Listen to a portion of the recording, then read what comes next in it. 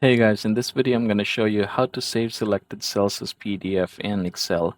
So I have this PDF right here, and yeah, if I'm going to hit Control P, you can see that everything is supposed to be printed. Now, what if, say for example, we are going to choose only selected parts. So what we're going to do is highlight, say for example, here. Okay, let's just go ahead and include this one below.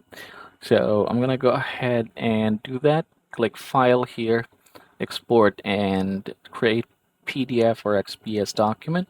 Click this one, and then from here you can go ahead and save this wherever you want. So I'm just going to go ahead and save it here, and I'm going to go ahead and call it a sample invoice, or we can just go ahead and say cropped invoice. Now click more options or options here. Instead of active sheets, choose selection, and then go ahead and hit OK, and then go ahead and publish. And there you go. So now we are just having the selected cells as exported. So yep, that's how easy it is. I hope this video helps you out.